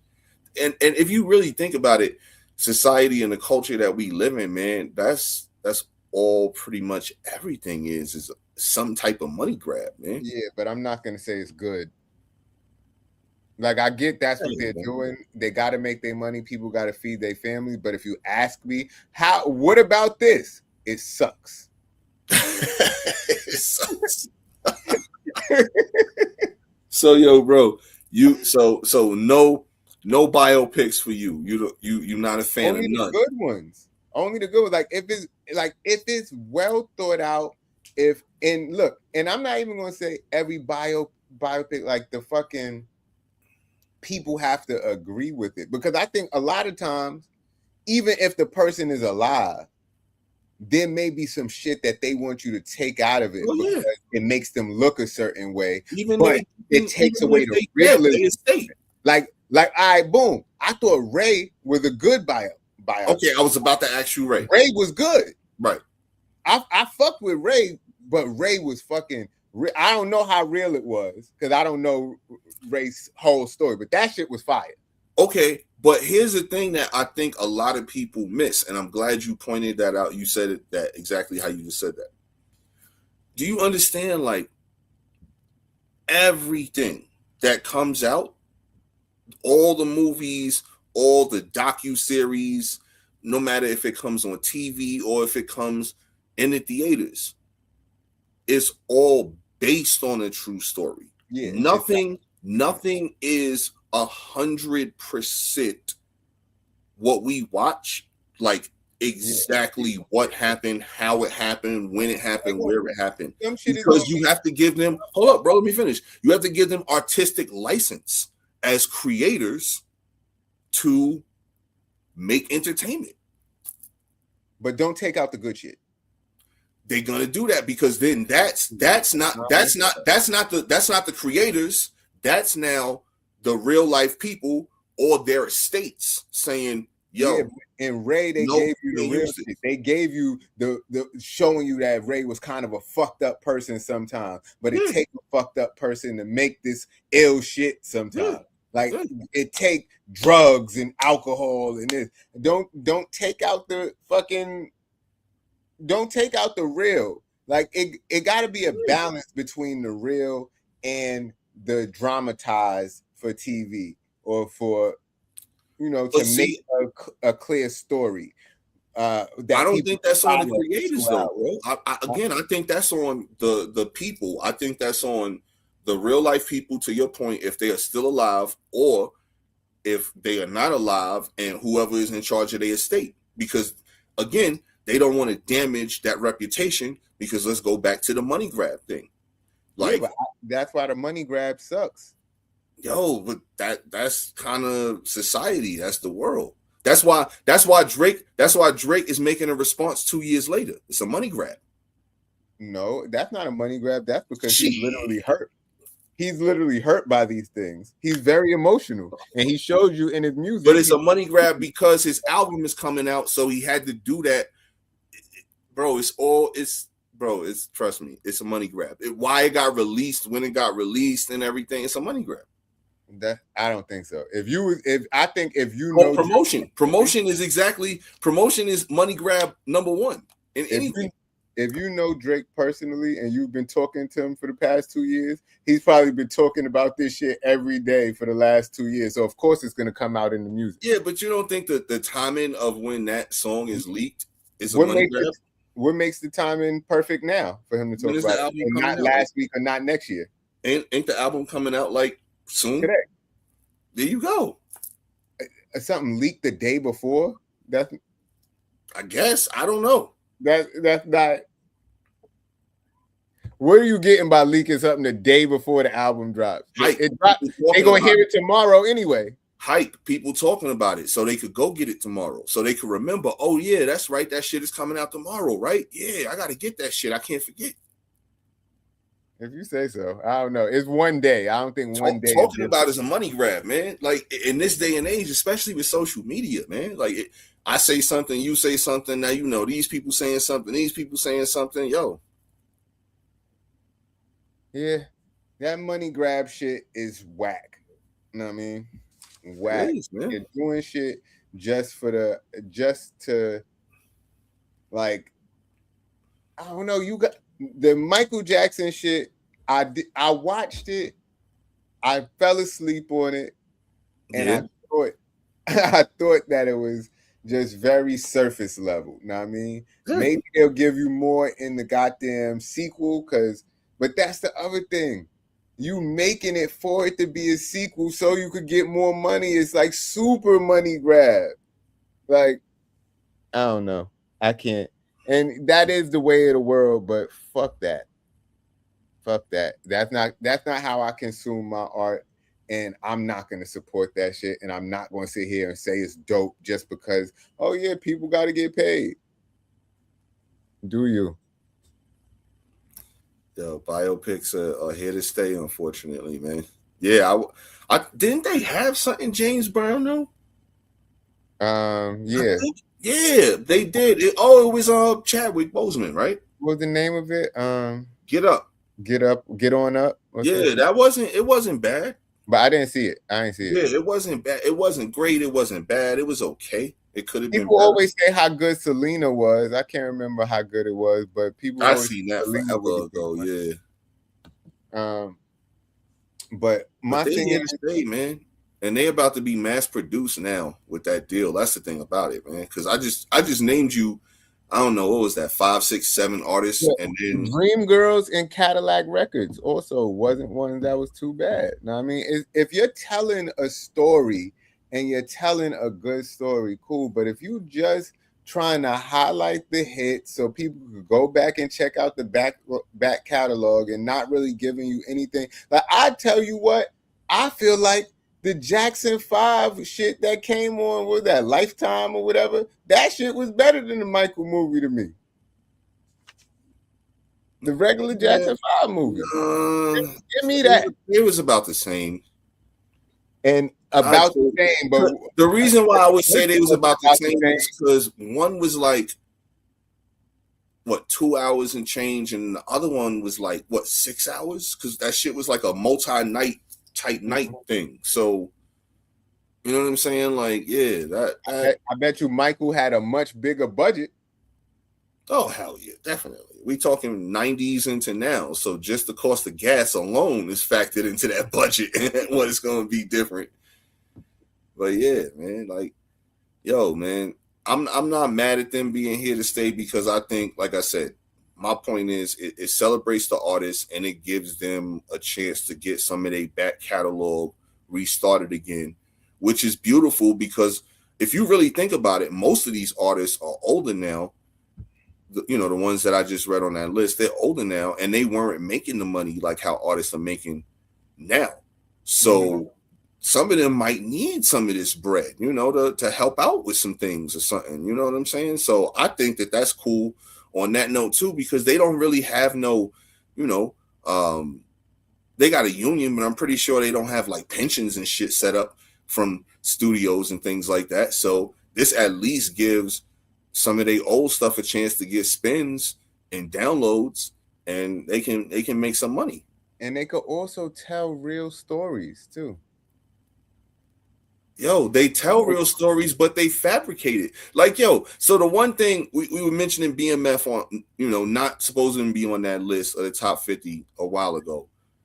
Like, one thing that I liked about BMF is when this shit came on, it said like, yo, some of this shit happened, some of this shit don't, some of this shit was made up just for TV, whatever, but a lot of this shit really did happen. Like, that's all. Like, nothing is exactly what it is. You know what I'm saying? And I think that when people are looking for that, they're like, all right, well, you need to go find a real good reality show that's really true and not scripted also, because you're never going to get that. It's always going to be fabrication, because it's Hollywood. They making the moves. You know what I'm saying? They making the moves. If you're watching a documentary, yeah, that's cool. And they leave out all of the good shit from the documentary. They telling it from a real. That's why. But hold up, that's why people say books is better than the movies all the time. That's exactly why. Because in books you get everything, and the movies they adapt it to however they choose. Yeah, that shit is whack. Especially for artists that that really meant something to the culture. Give them that whack shit. Yeah. And I agree that the exaggeration adds to it. You know what I'm saying? And of course, you don't want to jam nobody up and tell the exact thing that happened. So with those two things, the exaggeration and pivoting after, you don't want to get people in the bad mix. So you pivot right around there, and you take the story somewhere else, whether you exaggerate it or, you know what I'm saying, adding to it. But if that's what happened, I think good writers get past that. Yeah, good writers know what to do with that. You know what I'm saying? They could get and again, I think they get overlooked, the writing to it. You know what I'm saying? After the fact, once they get okay, these are the ingredients. Okay, then let me write it this way so it could, you know what I mean? Um, you know, good writers know how to do that. Do y'all care about little things like what it's like what you call those things? It's not cookies. It's one of those things where it give you a little hint of something that's gonna happen, but it Breadcrumbs. that for lack of better words, yes, breadcrumbs. Oh, you mean like when they say like an Easter egg or something? Easter An eggs. Easter egg, you know what I'm Okay. saying? Yeah, y'all care about those like in the show, like it is you didn't see it in the beginning and then you go back, you I do. watch it, you like Yeah, that's Yeah. dope. Every time you auto rewind, you find it's more to find. facts. Yeah, Yeah. and that's what I'm saying. A lot of these biopics, that when you're doing it just for the money grab, it's not really gonna have that. It's just gonna be a bunch of surface level bullshit. It's gonna be the song without the metaphors. It's just gonna everything means what you see when you see it the first time. Ha ha, happy, happy, joy, joy. Go buy the music. Bullshit. Yo, that again, like I said earlier, you know what you're signing up for. Don't go to the, you know what I'm saying? Don't go to the liquor store expecting to find some health food Look, juice, man. You know Look, what I'm but saying? this is what I'm saying though. And when we first talked about Michael the first time, and both of y'all said you don't want to go see that, and I said no, not at all. Nothing about this excites me. That's why. That's facts. I ain't mad at you for that. I ain't mad at going and spend my couple dollars because I thought it was cool, man. Mhm. I ain't see the movie yet. Leaf wanted to talk about it. He was in the chat earlier asking if anybody's seen it, but y'all was talking about Yeah, something else. I ain't see it yet, so I ain't say nothing. I But fell asleep on it, but I watched it on bootleg in the crib. Took a what? That's all that matter. okay. And look, me personally, I don't like to give my opinion on it unless I actually tried to watch it or actually gave it a good shot. Because if I would have been watching it and I was like, oh, this shit's so fire, let me go to the movie to see this shit. This shit hard. But I didn't feel that. I was like, I felt like I could have watched it on bootleg, but I didn't think I would get the true value of watching a movie like Yo, this like dude's Michael. got the true value, man. Oh, you don't want to watch no 10 out of 10 movie on bootleg? Yo, Breeze done watched some 10 out of 10 movies on bootleg. You know why? Because there ain't no way in hell Breeze went to the movie to go see all those movies that he gave a 10 out of 10, man. It's too many, man. No, but I feel like this dude would have no money left to eat if he was going to see all of those movies, man. I feel like the Michael is more of a production, though. Like that shit is gonna be music, the surround sound. But I might just watch it on bootleg because I want to see it. Shit was cool, man. Yo, hold on. Can I bother y'all with some shit right now? Because, bro, back at see, I'm an old nigga. I get it, bro. But all these steps niggas be taking in basketball these days, bro, and the shit that they teaching niggas, bro. Look at this shit, bro.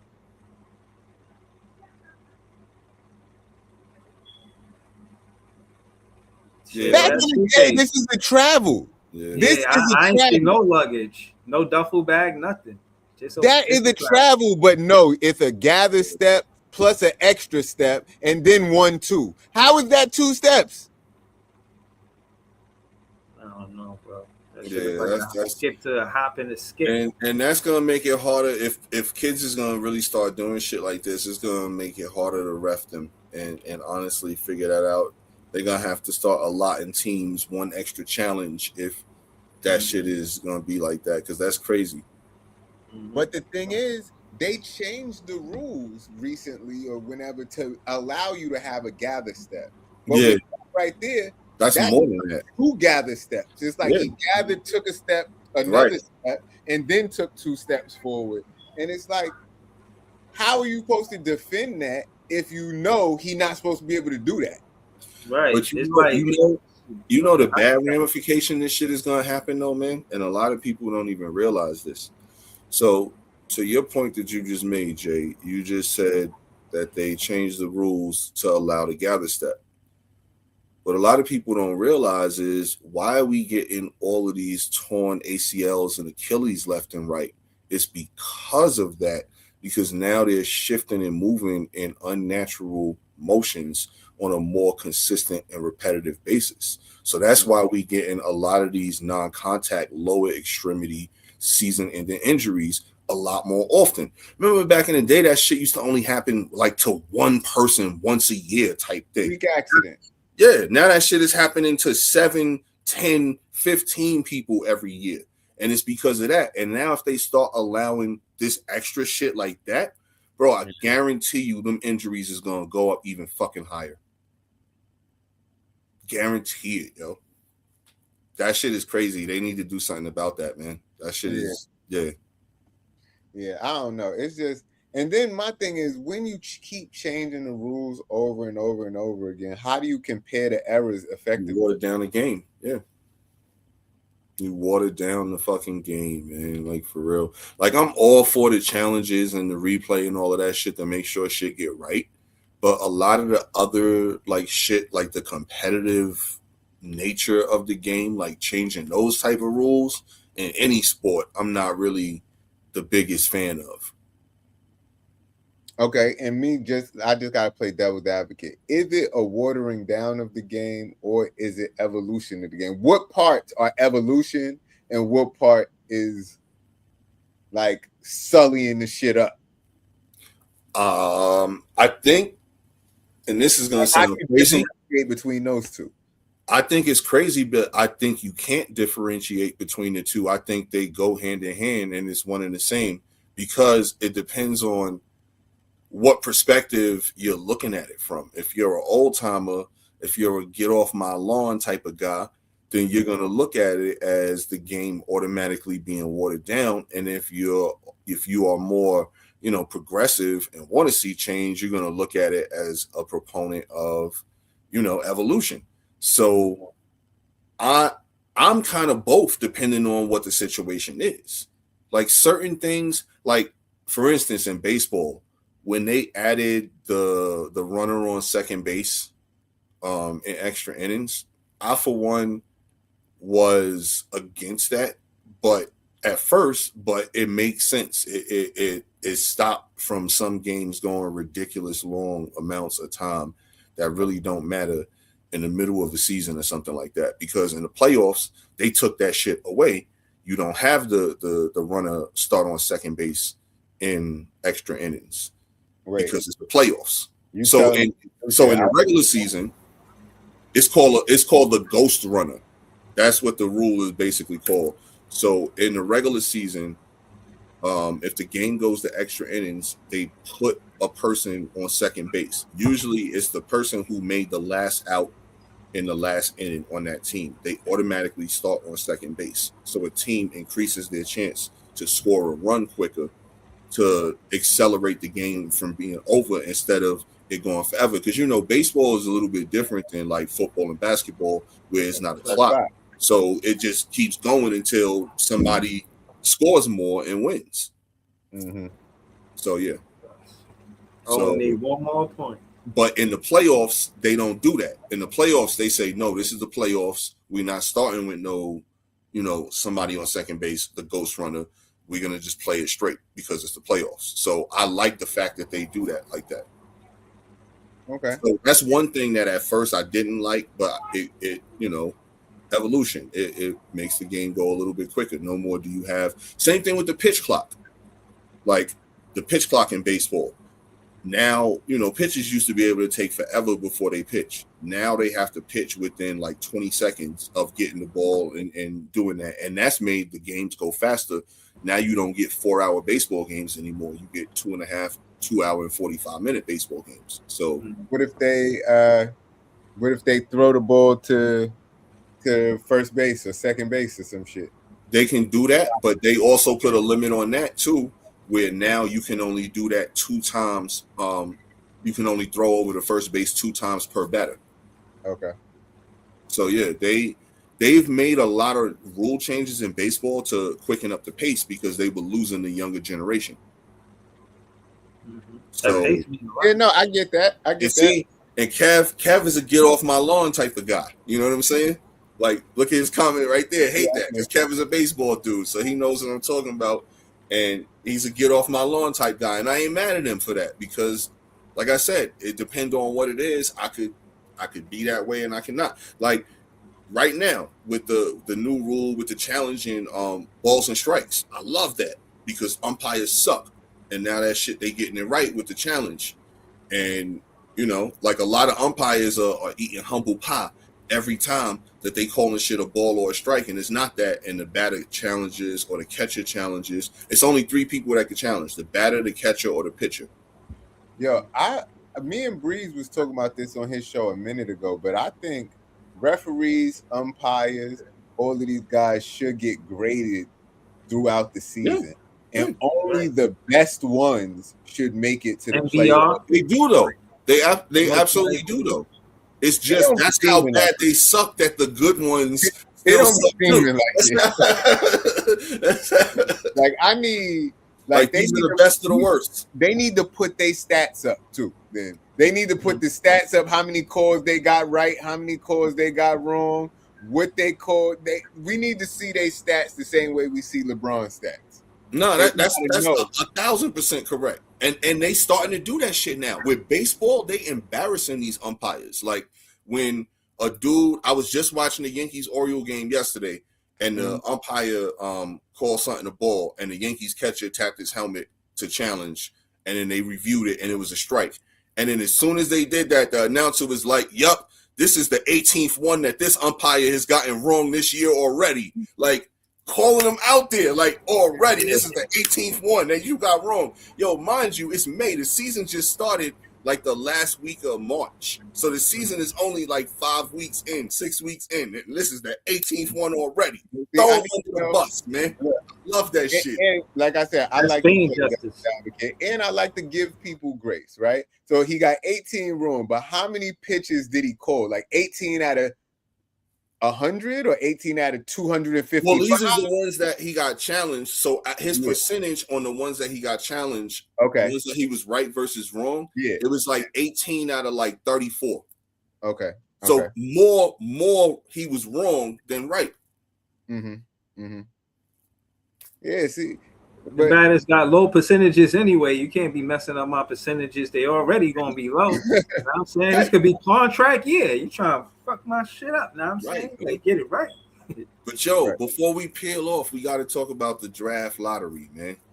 Oh man. Okay. We got to, man. We got to give the people something on the draft lottery, man. It wouldn't be right us being stir the pot. We are Brooklyn Nets friendly show. We got to talk about it. Yo, Jay. I gotta. Jay. Yo, Bree, start us off with, because you're going to start us off with some optimism, man. So, come on, man. Start us off with some optimism here. God, please, honest, the first thing I thought is why us? You know what I'm saying? Why they doing us like this? You know what I mean? That's the first thing. So it wasn't it was peaks and valleys. You know, it wasn't just straight optimism. You know what I'm saying? So yeah, the valley part happened first. You know what I mean? So the peak, the optimism part was, you know, a lot of fans, they was warming up the A cups. They was just basically being honest about Diego not being the point guard, and Nolan could come off the bench, and A cup is an amazing scorer. And hats I'll take half off to you. You was mentioning A cup. And I just asked the question, like, I know he's not going to be a top 3 player, but I, for my own curiosity, want to know. How you know? No, this is just hypothetically what they saying. I'm talking about as far as getting drafted. I don't know if he's going to get drafted top 3, but from what I hear, he's not going to be a top 3 pick. But I'm saying that to say he was going to be a top 3 scorer. Everybody that I've asked, they said that out of these players, even the players in front of him, that's going to get drafted in front of him, he's a top 3 scorer out of this draft. So Nets fans was kind of warming up to that, and they were talking about what do you mean by not a top 3 player, meaning selected or meaning he's okay? Yeah, like they not projecting him to go top 3. They saying he might go 5 or 6. The Clippers might be looking at him, but they might be looking at another player. And the Brooklyn Nets is definitely looking at Darius. They got their hopes up for Darius A-Cup Jr. So That's the optimistic part. Is that fans is not tight if we get Darius Acuff Jr. And again, What happens if we don't? My optimism. They mentioned a few other players. I got some optimism still because this is just some shit that I've been saying all year. The best players in the draft don't always get drafted in the best position. Kobe was number 14. 13. Of 13. Steph Curry was number 8, 9, something like that. 7. But it's like, I'm sure the teams in those drafts, which they would have drafted Kobe and Steph number 1. Yeah. But they did not. So the thing is, it's about finding the talent where you have the opportunity to. But that's also why I am not a fan of tanking on purpose, because when you tank on purpose, you still could have the top 14% odds and get whatever pick you get. Mm-hmm. So that's the shit. Like, you waste a whole season for nothing to get the same pick you could have got actually trying to win and build a good organization. Facts. So you think if we would have won 27 games instead of 20, it would have been a better season? Sure. I beg to differ there. Especially if we still gonna get the same pick. Well, we don't know if we would have got the same pick. We could have got 10 if we would have did that. We got 8 last year. Yeah. Trying. We tried harder last year and we got 8. This year we tried less and we got 6. 2 slots better or 2 slots worse. It ain't in a deeper draft, that could mean a lot. That could so I'm glad that you mentioned that, my brother. Because if we'd have got 10, because at 10, Phoenix Suns got one of the dudes that I wanted last year, which was Malua. Like, we should have took him last year at 8. That's what I thought. We should have. Malua or Queen, I think we should have took. Nah. I fuck with Queen. But either way, I'm just saying 2 slots up or 2 slots back, it's still the same kind of. Nah, because in this draft, it's going to be totally different. And that's because this is the reason I asked Breeze about, are people saying he's top 3 player selected or top 3 player? Because in my opinion, yeah, he's not going to be a top 3 selected player. But in my opinion, when this is all said and done, Darius Acuff Jr. is going to be a top 3 player overall in this draft. 10, 15, 20 years from now when all their careers is over. This dude is a star, has the potential to be a superstar. I see everything in the kid, man. And the fact that we are at 6, the only team I'm worried about is the Clippers. But I'm also hearing the Wizards and the Jazz might talk trade because AJ really wants to go to Utah because he's went to BYU. His family is already set up in Utah. They wouldn't have to move. Utah is the number 2 pick. I'm curious to see how that's going to play out because depending on how that plays out, then Washington at number 2 may not be a guarantee for Peterson to go at 2. And then if Peterson drops, what happens? What's things going to shift? Like, because I think that Memphis might take Peterson at 3. And then if that happens, then the Clippers definitely are going to go with one of those 2 bigs that might be left if one of them don't get taken at 2. And now the Clippers got a decision, don't have to take the decision of going with Wagler or Acuff, because that's the only thing that scares me about us not getting Acuff, man, is the Clippers might do that. My only thinking is they already got Garland. Why would they want to go 2 6'3" dudes in the backcourt? Why not go with Wagler at 6'6", 6'7"? So that's my whole hope right there. But I think that Acuff is going to be a star. And Wagler can ball. Like, I saw him drop 40, 46 on Purdue. Okay. Yeah, he was 18 when he did that shit. You know what I'm saying? Like, easy. So, like, Wagler could ball too. So, hopefully, but I just see Acuff as being that dude, man. Like, I see him being a potential superstar. Like, I see it in his personality. I've seen several games where he can just do some things. He definitely got to improve his defense. You know what I'm saying? But that's gonna come, I think, when he wants to be one of the guys on the team. You know what I'm saying? Yeah. Like a lot of rookies don't want to be put into that situation. That's true. And he wants that shit. So that to me says a lot about his character. And Breeze, you mentioned he could score. Yeah, no question about that. But out of my point guard, I don't just want that. I want him. Did you see the dimes in that video that I sent you? The dimes he thrown left and right to people, no looks. Yeah, I did it. Crazy. Yeah, like when I spoke about A Cup after I watched the highlight video, I said, you know, Clax might have one of his better careers if he's around when A Cup is here because he's finding the big. And I listened to the interview with A Cup before this podcast earlier today, and he was basically like addressing the defense. He said, "Yeah, I do want to get better on defense," and also he spoke on being able to get downhill. He said, I'm not worried about the first wave of D. This is how he's talking. As he's not even a rookie yet. He said, I'm not worried about the first wave of defense. I'm worried about the second wave of defense. I know I'm gonna get past the first guy. And I'm saying that to say if he get past the first guy, he could either find a shot from his own shot, driving kick, or from the highlight, alley-oop. If he got somebody he could lob it to, somebody he could run a PNR with, yeah, he dangerous. And to the point, I don't want my point guard to be all about scoring. He's not a two guard, he's a point guard. And I did see he had 6 assists. And he does have the bravado. Like he wants to run the team.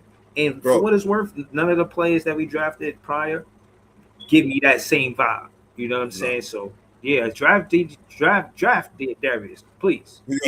He's the first SEC freshman to lead the conference in points scored per game and assists per game since Pistol Pete. Damn, that's tough. Pistol fucking Pete. We talking the 70s. He's the first I was freshman. about to say that's like 50 years. Thanks. Yo, did y'all see AJ DeBonsa at the draft combine? Yeah. People would say that he was intentionally tanking his draft stock. Yo, he was missing threes like crazy. Right.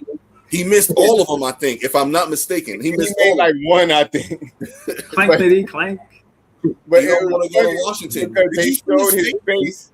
They showed his face when Washington got the number 1 pick, and then they showed him missing all them threes.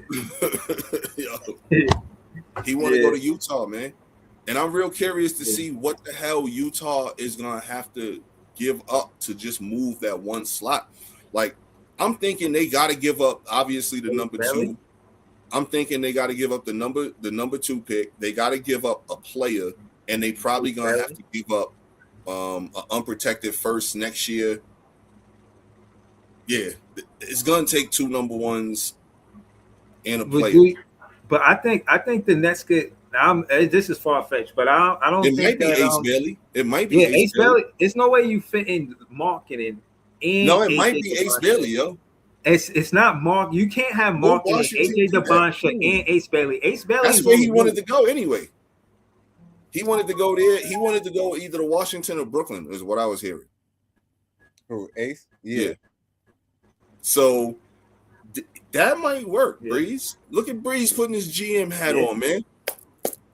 Yeah, bruh. You can't do marketing. He gonna take minutes. They already invested in marketing before they've been investing in marketing. So he's going to get minutes. They just got Triple J. It's just again Ace Bailey. He was coming off of the bench. He a top 5 pick, and he coming off the bench. It only makes sense that you know what I'm saying. He get more playing time somewhere else. Yeah, let's pick Ace Bailey in the first round next year. That might get it done. Hell yeah. Just to move up 1 slot, but that might get it done. Hell yeah. We gonna leave off with that. You know what I'm saying? Yeah, man. Yo, Breeze. Yo, Danny Ainge, man. Holla at Breeze, man. Yo, yeah. Cut him a check. Ace Bailey to the Brooklyn Nets. Ace Bailey to the Brooklyn Nets going to Washington. What you talking about? No, I was just throwing that in there. I know that's not gonna happen. Oh, I was about to say no. The trade would be Utah and Washington. Man, that would be the trade. I'm just stirring the pot. Well, I know Ace Bailey ain't coming to the He ain't looking good. But yeah, man, this is Stir the Pot. This is JTV, Philosophical P. Big fan, Breezy. This is another pot we done stirred up. And I'm saying y'all could subscribe to the show. Thank y'all for tuning in. And we appreciate y'all, man. W chat and subscribe to the show, man.